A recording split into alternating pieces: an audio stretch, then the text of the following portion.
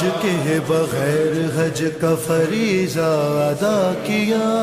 موسم کی کوئی فکر نہ خوف قضا کیا، چھالوں سے اپنے مرغم زخم انا کیا، تو نے پیادہ پا سفر کربلا کیا،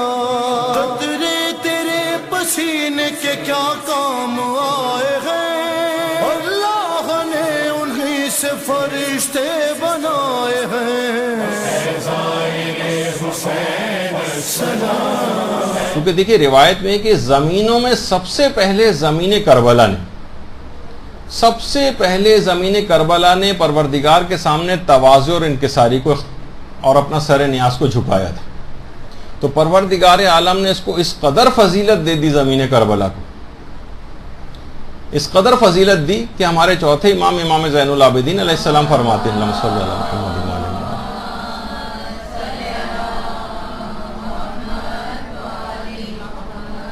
کہ ایک دفعہ زمین مکہ نے اپنے فضائل بیان کی اور کہا کہ بیت اللہ میری پشت پر ہے۔ میری فضیلتوں میں سے زمین مکہ نے اپنے فضائل بیان کیے کہ بیت اللہ میری پشت پر ہے، ہر سال کرۂ ارض سے بے شمار لوگ کھینچ کھینچ کر بیت اللہ کی زیارت کو یعنی میری سرزمین کے اوپر آتے ہر سال۔ تو پروردگار عالم نے زمین کعبہ کے اوپر وحی کی تو کہ تم اپنے فضائل ضرور بیان کرو، لیکن تمہارے فضائل کو زمین کربلا کے فضائل سے وہی نسبت ہے جو ایک قطرے کو سمندر سے ہوتی۔ اللہم صلی علی محمد۔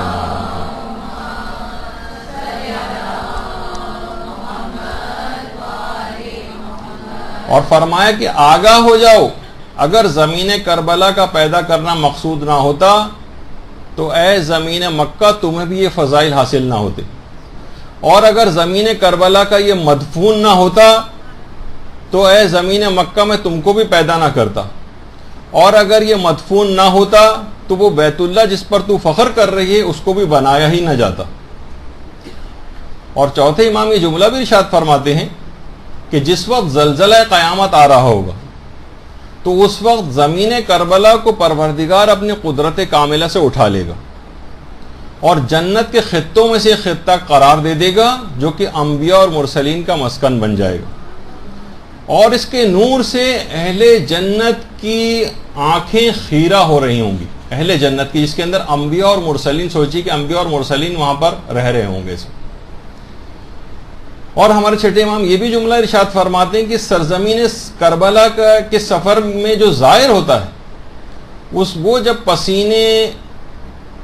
اس کو پسینہ آ رہا ہوتا ہے گرمی کی وجہ سے یا تھکاوٹ کی وجہ سے، تو اس کے پسینے کے ایک قطرے سے 70 ہزار ملائکہ پیدا ہوتے ہیں جو زائر کے لیے تسبیح اور استغفار کرتے ہیں۔ اللہم صلی علی محمد۔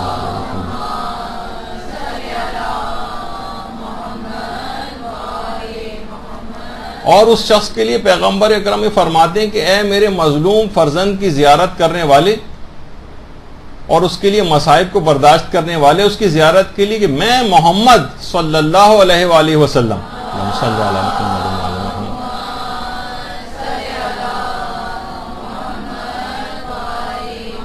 میں تمہیں اپنے جنت میں اپنے پڑوس کی ضمانت دیتا ہوں۔ اور امیر المومنین علیہ السلام یہ جملہ ارشاد فرماتے ہیں کہ اے میرے مظلوم بیٹے کے زوارو، میں علی علیہ الصلوۃ والسلام اللہم صلی علی محمد وعلی محمد